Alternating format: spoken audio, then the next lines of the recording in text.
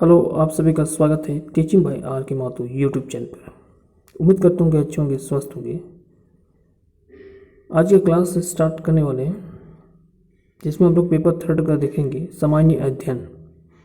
भारत की भाषाएं तथा लिपियाँ देखेंगे जो काफ़ी इंपॉर्टेंट है एग्ज़ाम के लिए। यदि आप महिला सुपरवाइज़र का एग्ज़ाम तैयारी कर रहे हैं, झारखंड लेडीज सुपरवाइज़र का या झारखंड सीजीएल का, या वो झारखंड के अलावा स्टेट या सेंट्रल गवर्नमेंट का कोई भी परीक्षाओं के लिए तैयार कर रहे हैं तो काफ़ी ये महत्वपूर्ण होगा। इससे दो क्वेश्चंस आसानी से पूछा जाता है और इसी वीडियो से आपका जो है क्वेश्चंस देखने को मिलेगा एग्ज़ाम में। इससे बाहर क्वेश्चंस नहीं देखने को मिलेगा, ठीक है। तो शुरू से लेकर अंत तक जरूर देखिएगा वीडियो को, और उम्मीद करता हूँ कि यदि आप लोग को आंसर मालूम है तो कमेंट में देने की कोशिश कीजिएगा, और बाकी जो भी इम्पोर्टेंट पॉइंट आपको लगे वो नोट डाउन कर सकते हैं, ठीक है। तो देर नहीं करते हुए क्लास को फटाफट स्टार्ट करते हैं। वीडियो को आप लोग लाइक कर दीजिएगा। चलिए, पहले क्वेश्चन नंबर 1 क्या है, देखिए। संविधान की 8वीं अनुसूची में मूलतः कितनी भाषा को शामिल किया गया है? ऑप्शन है 14, ऑप्शन बी में है 15, ऑप्शन सी में है 16 और ऑप्शन डी में है 18। तो इसका करेक्ट होगा 14। भारतीय संविधान की यदि बात की जाए तो भारतीय संविधान में 8वीं अनुसूची में कितनी भाषा को शामिल किया गया है? 14 भाषा को शामिल किया गया, ठीक है। क्वेश्चन नंबर 2 देखते हैं कि भारत के संविधान द्वारा कितनी भाषाएं स्वीकृत हैं? 15, 20, 22, 28। तो इसका करेक्ट आंसर हो जाएगा 22। भारतीय संविधान द्वारा कितनी भाषाएं की स्वीकृति है? 22। 8वीं अनुसूची में 14, ठीक है, याद रखिएगा। क्वेश्चन नंबर 3 देखते हैं कि संविधान की 8वीं अनुसूची में शामिल की गई 4 नई भाषाएं कौन कौन सी हैं? आपके पास 4 ऑप्शन है। तो क्वेश्चन नंबर 3 का आंसर हो जाएगा ऑप्शन नंबर डी।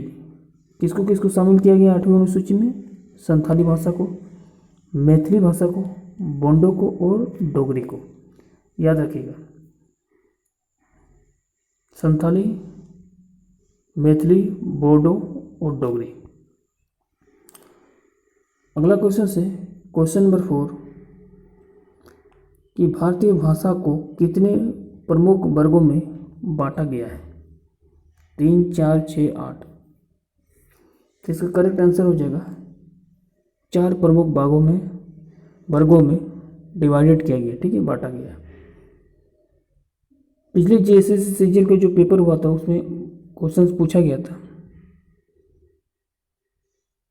कि सबसे ओल्डेस्ट इंडियन लैंग्वेज कौन सा है, पुराना भारतीय भाषा कौन सा है? तो आंसर हो जाता तमिल। आगे भी आप लोग को जेएसएससी लेडी सुपरवाइजर का एग्जाम में भी, जो बाकी सेंट्रल स्टेट गवर्नमेंट का एग्जाम में भी आपको इस चैप्टर से सवाल देखने को जरूर मिलेगा। क्वेश्चन नंबर 5 क्या कह रहा है कि इनमें से किस समूह की भाषा को भारत में सबसे अधिक लोग बोलते हैं? ऑप्शन है भारतीय आर्य भाषा, द्रविड़ भाषा, ऑस्ट्रेलिया एशियाटिक भाषा और चीनी तिब्बती भाषा। तो इसका आंसर हो जाएगा ऑप्शन नंबर ए, भारतीय आर्य भाषा। अगला जो है क्वेश्चन नंबर 6 कि भारत में सबसे कम बोली जाने वाली भाषा समूह कौन सी है?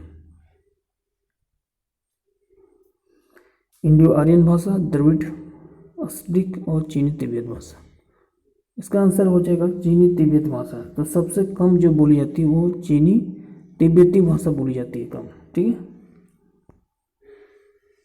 अगला क्वेश्चन है क्वेश्चन नंबर 7 कि अष्टलिक भाषा समूह की भाषा को बोले जाने वाले ये बोलने वाले को क्या कहते हैं? अष्टलिक भाषा समूह की जो भाषाएं बोली जाने वाली ये बोलने वाले को क्या कहा जाता है? उसे हम कहते हैं किरात, ठीक है। क्वेश्चन नंबर 8 चीनी तिब्बती भाषा समूह की भाषा को बोलने वाले को क्या कहा जाता है? जो चीनी तिब्बती भाषा समूह की जो भाषाएं होती है उससे बोलने वाले को क्या कहा जाता है? उसे कहा जाता है निषाद। याद रखिएगा, निषाद कहा जाता है उसे। अगला जो है क्वेश्चन नंबर 9 में है कि द्रविड़ भाषा में सर्वाधिक बोलने वाले या बोली जाने वाली भाषा कौन सी है। द्रविड़ भाषाओं में सबसे अधिक या सर्वाधिक बोली जाने वाली भाषा कौन सी है। तमिल, तेलुगु, कन्नड़, मलयालम। तो इसका आंसर हो जाएगा तेलुगु। ठीक है, द्रविड़ भाषा में पूछा जाएगा तो तेलुगु हो जाएगा। अगला क्वेश्चन है क्वेश्चन नंबर 10 कि कौन सी भाषा ऑस्ट्रिक भाषा समूह में शामिल नहीं है। संथाली, मुंडा, हो, उराव। उराव इस प्रकार से लिखा जाएगा। ठीक है, तो कौन सी भाषा ऑस्ट्रिक भाषा समूह में शामिल नहीं है। तो इसका करेक्ट आंसर हो जाएगा उराव। ठीक है, ऑप्शन नंबर डी। बाकी संथाली, मुंडा या हो जो भाषा है वो ऑस्ट्रिक भाषा के समूह में शामिल है, लेकिन उराव भाषा ऑस्ट्रिक भाषा समूह से संबंधित नहीं है। क्वेश्चन नंबर 11 क्या कह रहा है कि किस भाषा को द्रविड़ परिवार की सभी भाषाओं की जननी कहा जाता है। ऑप्शन है तमिल, तेलुगु, कन्नड़ और मलयालम। तो क्वेश्चन नंबर 11 का आंसर हो जाएगा तमिल। तमिल को क्या कहा गया है कि द्रविड़ परिवार की सभी भाषाओं की जननी कहा गया है। क्वेश्चन नंबर 12 क्या है, किस भाषा को भारतीय आर्य भाषाओं की जननी, भारतीय आर्य संस्कृति का आधार और देव भाषा आदि नामों से भी जाना गया है। ऑप्शन है तमिल, हिंदी, संस्कृति और उर्दू। तो इसका करेक्ट आंसर हो जाएगा संस्कृत को। ठीक है, फिर से रिपीट कर रहे हैं। संस्कृत को क्या कहा जाता है कि भारतीय आर्य भाषा के जननी कहा जाता है, भारतीय आर्य संस्कृति का आधार और देव भाषा आदि नामों से भी जाना जाता है संस्कृत को। लेकिन इससे पहले हम क्वेश्चन नंबर 11 में क्या कहें कि किस भाषा को द्रविड़ परिवार की सभी भाषाओं की जननी कहा जाता है। यदि द्रविड़ परिवार से आपसे रिलेटेड सवाल पूछा जाए तो तमिल होगा, और ऐसे पूछा जाए कि भारतीय आर्य भाषा की जननी, आर्य संस्कृति का आधार, देव भाषा आदि नाम से जाना जाता है, वो संस्कृत हो जाएगा। क्वेश्चन नंबर 13 है कि संस्कृत में सर्वाधिक प्रभावित द्रविड़ भाषा है। तमिल, तेलुगु, कन्नड़ और मलयालम। तो इसका आंसर हो जाएगा तेलुगु। क्वेश्चन नंबर 14 क्या हो गया, भारतीय संविधान के अनुसार यहाँ की राजभाषा क्या है। यहाँ की राजभाषा मतलब भारत की। संस्कृति, हिंदी, अंग्रेजी और उर्दू। तो आप आसानी से आंसर दीजिएगा हिंदी। क्वेश्चन नंबर 15 क्या है कि भाषा के संबंध में हिंदी शब्द का प्रयोग सर्वप्रथम किसने किया था। अमीर खुसरो ने, मलुक दास ने, माखनलाल चतुर्वेदी ने, और ऑप्शन डी में है रामधारी सिंह दिनकर ने। तो इसका आंसर हो जाएगा ऑप्शन नंबर ए, अमीर खुसरो ने। अमीर खुसरो ने क्या किया था कि हिंदी शब्दों का सर्वप्रथम प्रयोग किया था। चलिए अगला क्वेश्चन से क्वेश्चन नंबर 16। क्वेश्चन नंबर 16 में क्या कह रहा है कि भारतीय संविधान में हिंदी को क्या कहा गया, राष्ट्रीय भाषा, देश भाषा, राजभाषा या देव भाषा। तो इसका करेक्ट आंसर हो जाएगा ऑप्शन नंबर सी, इसे राजभाषा कहा गया। भारतीय संविधान में हिंदी को क्या कहा गया है, राजभाषा कहा गया। ठीक है, याद रखिएगा। क्वेश्चन नंबर 17 में चलते हैं कि राजभाषा आयोग का अध्यक्ष कौन है। ऑप्शन है बीजी खेर, फजल अली, KM फनीकर, हृदयनाथ कुंजरू। तो क्वेश्चन नंबर 17 का आंसर हो जाएगा बीजी खेर। राजभाषा आयोग के अध्यक्ष कौन है, बीजी खेर। अब क्वेश्चन नंबर 18 है कि उर्दू किस भाषा का शब्द है, तुर्की का, फारसी का, अरबी का और संस्कृत का। तो क्वेश्चन नंबर 18 का आंसर हो जाएगा तुर्की। उर्दू किस भाषा का शब्द है, तुर्की भाषा का शब्द है। अगला क्वेश्चन नंबर 19 में है कि मुगल काल में किस भाषा को रेख्ता कहा गया है, उर्दू को, फारसी को, तुर्की को और अरबी को। तो इसका आंसर हो जाएगा उर्दू को। अब क्वेश्चन नंबर 20 देखते हैं। क्वेश्चन नंबर 20 क्या कह रहा है कि मुगल काल की राज्य भाषा क्या थी, उर्दू थी, फारसी थी, तुर्की थी या अरबी थी। तो क्वेश्चन नंबर 20 का आंसर हो जाएगा फारसी। मुगल काल की राज्य भाषा क्या है, फारसी है। क्वेश्चन नंबर 21 क्या है कि निम्नलिखित में से किस राज्य में संस्कृत भाषा को राज्य की द्वितीय राजभाषा का दर्ज प्रदान किया गया है। फिर से क्वेश्चन को रिपीट कर रहे हैं। कि निम्नलिखित में से किस राज्य में संस्कृत भाषा को राज्य की द्वितीय राजभाषा का दर्ज प्रदान किया गया है? बिहार, छत्तीसगढ़, उत्तर प्रदेश और उत्तराखंड। तो 21 का आंसर हो जाएगा उत्तराखंड। उत्तराखंड का द्वितीय राजभाषा क्या है? संस्कृत है। ठीक है। अगला क्वेश्चन है क्वेश्चन नंबर 22 कि भारतीय या दक्षिण भारत में हिंदी भाषा क्षेत्र में कितने प्रचार प्रसार किया गया? दक्षिण भारत में यानी साउथ तरफ हिंदी भाषा के क्षेत्र में किसने प्रचार प्रसार किया? जवाहरलाल नेहरू ने, पीवी नरसिंह राव ने, सी राजा गोपालाचारी ने या CN अन्नादुरई ने? तो 22 का आंसर हो जाएगा सी राजगोपालाचारी। सी राजगोपालाचारी ने हिंदी भाषा को क्या किया? प्रचार प्रसार किया साउथ तरफ। ठीक है। क्वेश्चन नंबर 23 में है कि हिंदी के पश्चात भारत की दूसरी सर्वाधिक बोली जाने वाली भाषा कौन सी है? सबसे ज़्यादा भारत में हिंदी बोला जाता है और दूसरी कौन सा बोला जाता है? तो ऑप्शन है तमिल, तेलुगु, बांग्ला और मराठी। तो 23 का आंसर हो जाएगा बांग्ला। ठीक है। हिंदी के बाद सबसे ज़्यादा बोली जाती है बांग्ला। ठीक है। 24 है कि दक्षिण भारत की सर्वाधिक प्राचीन भाषा कौन सी है? तमिल, तेलुगु, कन्नड़ और मलयालम। तो 24 का आंसर हो जाएगा तमिल। साउथ तरफ क्या बोला जाता है? सबसे ज़्यादा तमिल बोला जाता है। ठीक है। क्वेश्चन नंबर 25 है कि भारत की किस भाषा को इटालियन ऑफ द ईस्ट कहा गया है? बांग्ला को, तमिल को, तेलुगु को और मलयालम को। तो 25 का जो आंसर होगा वो ऑप्शन नंबर सी हो जाएगा। तेलुगु को क्या कहा गया है? Italian of the year. याद रखिएगा, इटालियन ऑफ द ईयर किसको कहा गया है? तेलुगु को कहा गया है। क्वेश्चन नंबर 26 है कि देश की एकमात्र किस राज्य की राजभाषा अंग्रेजी है? तो देखिए, सिक्किम का राजभाषा तो अंग्रेजी होगा नहीं, इसको हटा दीजिए। मिजोरम का भी नहीं होगा, मणिपुर का भी नहीं होगा। इसका मतलब ऑप्शन नंबर बी करेक्ट हो जाएगा। क्लियर है। अब देखिए 27 में लक्षद्वीप समूह की मिनिकॉय द्वीप की भाषा क्या है? मलयालम, तमिल, कन्नड़ और महाल। तो 27 का आंसर क्या हो जाएगा? क्वेश्चन नंबर 27 का आंसर हो जाएगा महाल। क्वेश्चन नंबर 28 है डोगरी जो भाषा है वो मुख्य रूप से कहाँ बोली जाती है? हिमाचल प्रदेश में, जम्मू कश्मीर में, उत्तराखंड में या असम में? तो 28 का आंसर हो जाएगा जम्मू कश्मीर। जम्मू कश्मीर का मुख्य रूप से कौन सा भाषा बोली जाती है? डोगरी भाषा। याद रखिएगा, क्वेश्चन कई बार रिपीट हुआ एग्जाम में।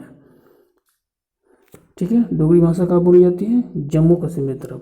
ठीक है। अगला देखते हैं। अगला है 29 भारत के किस प्रांत में कोंकणी भाषा बोली जाती है? केरल और कर्नाटक तरफ, महाराष्ट्र और गोवा में, उड़ीसा और पश्चिम बंगाल, आंध्र प्रदेश तथा उड़ीसा में। तो कोंकणी जो भाषा है वो आपको महाराष्ट्र और गोवा तरफ बोली जाती है। ठीक है। तो महाराष्ट्र और गोवा याद रखिएगा। क्वेश्चन नंबर 30 है आंध्र प्रदेश की राज्य भाषा क्या है? तमिल। तमिल कहाँ है? साउथ तरफ है, इसको हटा दीजिए। तेलुगु आपको कहाँ मिलेगा? तमिल तेलुगु आपको साउथ तरफ मिलेगा, इसको भी इसको रखिए अभी। ठीक है। कन्नड़ आपको बेंगलोर मिलेगा, इसको हटा दीजिए। उड़ीसा में मिलेगा। इसका मतलब आंध्र प्रदेश में आपको तेलुगु बोला जाता है। ठीक है। ऑप्शन नंबर बी करेक्ट होगा। तो आपको भाषा से रिलेटेड जो भी क्वेश्चंस आएगा ना, तो आपको ऑप्शन से थोड़ा सा गेस करना है। ठीक है। और आपको लगेगा जैसे कि हमने अभी बताया कि कन्नड़ आपको कर्नाटक में बोला जाता है, बेंगलोर तरफ। उड़ीसा में उड़िया भाषा बोला जाता है। तमिल जो है साउथ तरफ बोला जाता है, जैसे चेन्नई तरफ। और तेलुगु जो बोला जाता है वो आंध्र प्रदेश में बोला जाता है। इसलिए ऑप्शन नंबर बी करेक्ट होगा। अगला क्वेश्चन है 31 कि केरल की राज्य भाषा क्या है? कन्नड़। कहाँ बोला जाता है? अभी हमने बताया बेंगलोर तरफ, तो इसको हटा दीजिए। तमिल कहाँ बोला जाता है? साउथ तरफ यानी चेन्नई तरफ, इसको हटा दीजिए। अब ऑप्शन में बचा है मलयालम और तेलुगु। तेलुगु हमने बताया आंध्र प्रदेश में बोला जाता है। बाकी एक ही ऑप्शन बच रहा है। कौन सा ऑप्शन है? मलयालम। तो केरल की जो राजभाषा होगा वो ऑप्शन नंबर सी करेक्ट हो जाएगा। ये हमने महत्वपूर्ण भारत की भाषाएं देखी। अब हम लोग जो है भारत की लिपियां को स्टडी करेंगे। ठीक है। चलिए कुछ क्वेश्चन और देख लेते हैं जो एग्जाम में बनने वाला है। 32 में नागालैंड की राज्य भाषा क्या है? कोनाई, लोथा, मिजो और अंग्रेजी। तो 32 का आंसर हो जाएगा ऑप्शन नंबर डी, नागालैंड का राज्य भाषा अंग्रेजी। 33 जो है, निम्नलिखित में से किस भाषा को केंद्र सरकार तथा श्रेय भाषा क्लासिकल भाषा का दर्ज दिया गया है? गुजराती को, तमिल को, मराठी को, मलयालम को। तो इसका आंसर हो जाएगा तमिल को। तमिल को क्या गया? क्लासिकल भाषा यानी श्रेय भाषा का सरकार द्वारा, केंद्र सरकार द्वारा इसे दर्ज दिया गया।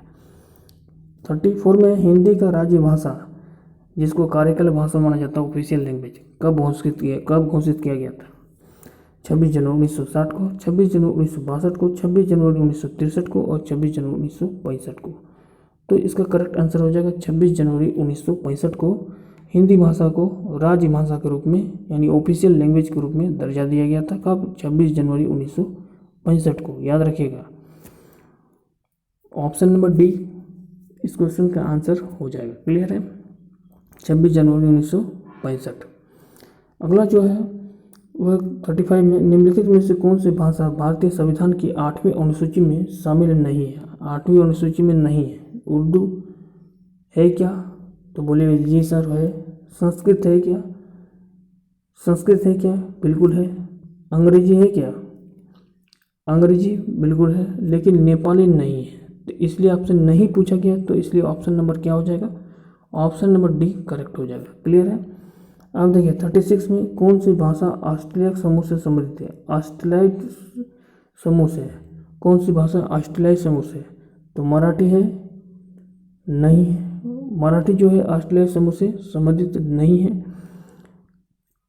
लद्दाखी जो है बिल्कुल समूह है, एकदम सही है। खासी नहीं है, तमिल नहीं है, ये सब द्रविड़ भाषा में आते हैं। ठीक है, बाकी जो लद्दाखी है जो है वो ऑस्ट्रेलियाई समूह से संबंधित है।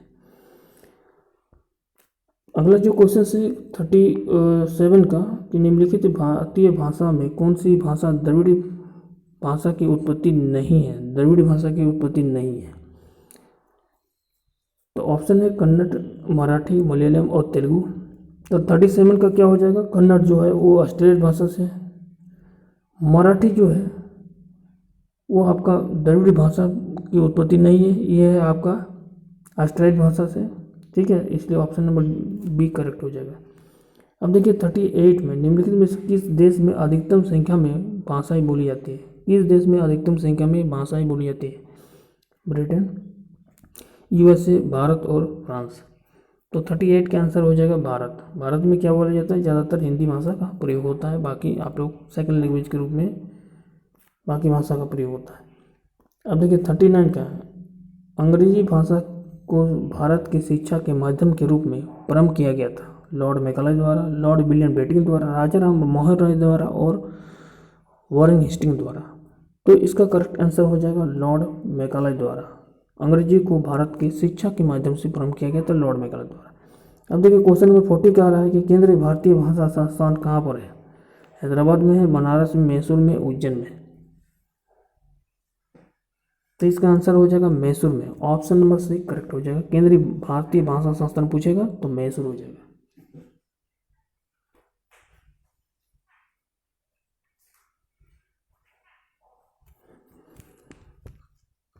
चलिए अगला क्वेश्चन देखते हैं। क्वेश्चन नंबर 41 कि भारत की प्राचीन भाषा कौन सी है? अच्छा, मैसूर कहाँ पर है? मैसूर कहाँ पर है? तो बोलिएगा बेंगलोर में। ठीक है, आंध्र प्रदेश बेंगलोर तरफ। ठीक है, भारत की प्राचीन भाषा कौन सी है? हिंदी है, प्राकृत है, संस्कृति है या पाली है? तो इसका आंसर हो जाएगा संस्कृत। भारत की प्राचीन भाषा पूछेगा तो आंसर हो जाएगा संस्कृत। ठीक है, कौन सी भाषा देव भाषा है? इसको देव भाषा बोला जाता है? हिंदी, पाली, संस्कृत और खड़ी भाषा। तो इसका आंसर हो जाएगा संस्कृत को देव भाषा बोला जाता है। ठीक है, प्राचीन भाषा भी बोला जाता है। चलिए अगला क्वेश्चन है कि चोल शासक की भाषा क्या थी? संस्कृत, कन्नड़, तमिल और तेलुगु। चोल शासक की जो भाषा थी वो थी तमिल। ठीक है, निम्नलिखित में से कौन सी भाषाएं हाल ही में प्राचीन भाषा यानी क्लासिकल लैंग्वेज घोषित किया गया है? कन्नड़ और तेलुगु को, तमिल और मलयालम को, तमिल और मराठी को, बांग्ला और उर्दू को। तो इसका आंसर हो जाएगा कन्नड़ और तेलुगु को क्लासिकल लैंग्वेज घोषित किया गया है, यानी हाल ही में प्राचीन भाषाएं घोषित किया गया। ठीक है, तो इसका आंसर होगा कन्नड़ और तेलुगु। अगला है 45 में कि भारत की तीसरी सर्वाधिक बोली जाने वाली भाषा कौन सी है? तेलुगु, तमिल, मराठी और बांग्ला। तो इसका आंसर हो जाएगा तेलुगु। तेलुगु जो है तीसरा नंबर पर सबसे ज़्यादा बोली जाती है भारत में। ठीक है, पहले में सबसे ज़्यादा बोली जाती है हिंदी, पहले में आ जाएगा हिंदी। दूसरा में सबसे ज़्यादा बोला जाता है वो है बांग्ला, और तीसरा में आ जाएगा तेलुगु। ठीक है, अगला जो है क्वेश्चन नंबर 46, निम्नलिखित देशों में से किसमें तमिल का एक प्रमुख भाषा है? म्यांमार, इंडोनेशिया, मॉरिशस और सिंगापुर। तो इसका आंसर हो जाएगा सिंगापुर। ठीक है, अब देखिए 47 में कि अमीर खुसरो ने किसके विकास में अग्रणी भूमिका निभाई थी? ब्रज भाषा में, अवधी भाषा में, खड़ी बोली में और भोजपुरी में। तो भोजपुरी को हटा दीजिए सबसे पहले।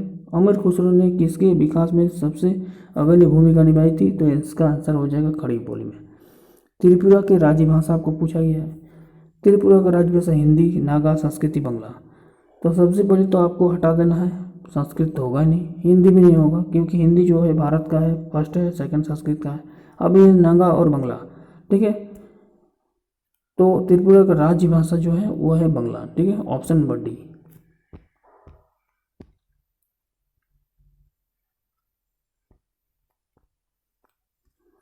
अगला क्वेश्चन है 49 का, संघ शासित प्रदेश लक्षद्वीप की भाषा कौन सी है?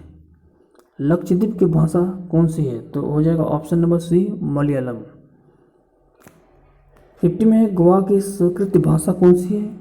अभी हमने बात किया कोंकणी भाषा जो होता है गोवा में बोला जाता है और महाराष्ट्र तरफ। ठीक है, गोवा में बोला जाता है और महाराष्ट्र में बोला जाता है। ठीक है, कोंकणी भाषा, तो इसको याद रखिएगा। अगला जो है, निम्नलिखित में से कौन सी राज्य में उर्दू को अपनी सरकारी भाषा के रूप में स्वीकृति प्रदान है? किस भाषा को? उर्दू को। राजस्थान, आंध्र प्रदेश, मध्य प्रदेश और जम्मू कश्मीर। तो इसका करेक्ट आंसर हो जाएगा जम्मू कश्मीर का राज्य की भाषा या सरकारी ऑफिशियल लैंग्वेज कौन सा है? तो जम्मू कश्मीर का जो ऑफिशियल लैंग्वेज है वो है आपका उर्दू है। ठीक है, और जम्मू कश्मीर में डोगरी भाषा बोला जाता है, याद रखिएगा। भारतीय भाषाओं में हिंदी के बाद विश्व की कौन सी भाषा अधिकतम बोली जाती है? हिंदी बोली जाता है सबसे ज़्यादा, भारत के अलावा विश्व में भी। लेकिन हिंदी के बाद जो है कौन सी भाषा जो है अधिकतम बोली जाती है? ऑप्शन है तेलुगु, तमिल, बांग्ला और मलयालम। तो इसका आंसर हो जाएगा बांग्ला। देखिए हिंदी के बाद जो है विश्व में भी सबसे ज़्यादा बोली जाती है बांग्ला भाषा, याद रखिएगा। अगला जो है 53 है कि हिंदी भाषा भारतीयों का प्रतिशत लगभग कितना परसेंट है? 50, 45, 40 और 35। 53 का आंसर हो जाएगा ऑप्शन नंबर सी। हिंदी जो भाषा है, ठीक है, वो भारतीय भाषा का प्रतिशत जो है वो 40% है, यानी 100 में 40% जो है हिंदी भाषा बोला जाता है, बाकी लैंग्वेज बोला जाता है, जैसे बांग्ला हो गया, संस्कृत बांग्ला हो गया, उर्दू हो गया, ठीक है, तमिल हो गया, तेलुगु हो गया, ये सब अदर लैंग्वेज जो है बोला जाता है कुछ कुछ परसेंटेज। लेकिन हिंदी जो है सबसे ज़्यादा 40% बोला जाता है भारत में।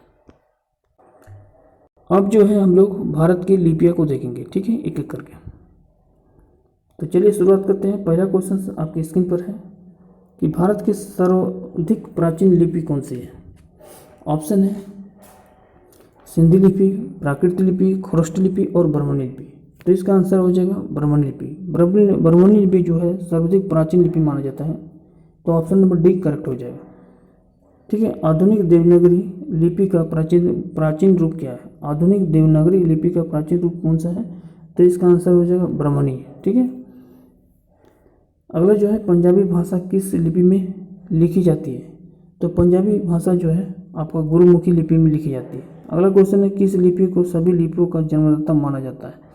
आपका ऑप्शन है ब्राह्मणी, खरोष्टी, मोंडी और नगरी। ठीक है, फिर से रिपीट कर रहे हैं, किस लिपि को सभी लिपियों का जन्मदाता माना जाता है? तो इसका आंसर हो जाएगा ब्राह्मणी। ऑप्शन नंबर ए करेक्ट हो जाएगा।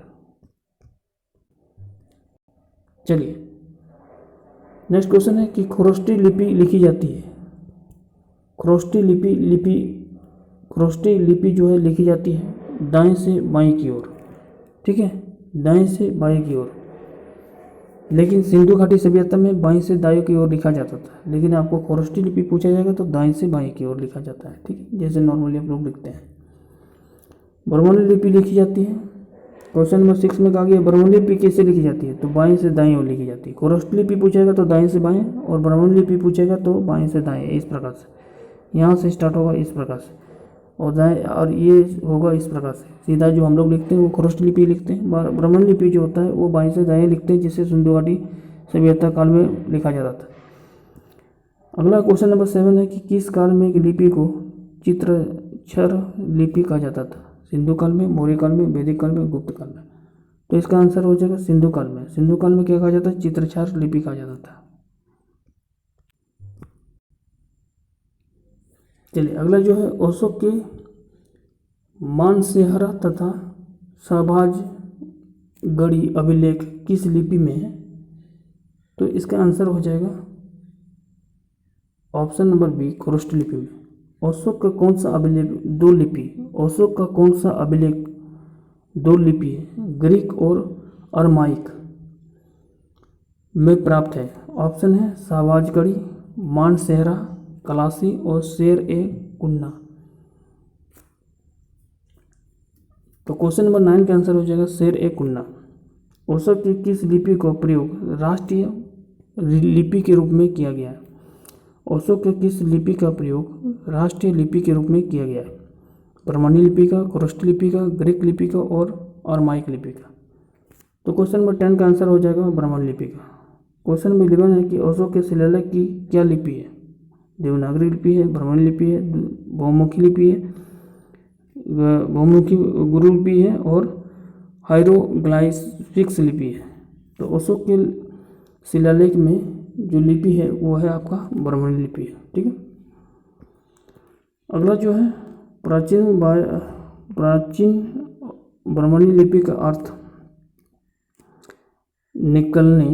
निकालने वाला प्रथम व्यक्ति कौन था? प्राचीन बर्मनी लिपि का अर्थ जो निकालने वाला प्रथम व्यक्ति कौन था? Charles Wilkinson, Max Muller, William Jones और जेम्स प्रिंसेप। तो प्राचीन बर्मनी लिपि का जो अर्थ निकाला था उस व्यक्ति का नाम था जेम्स प्रिंसेप।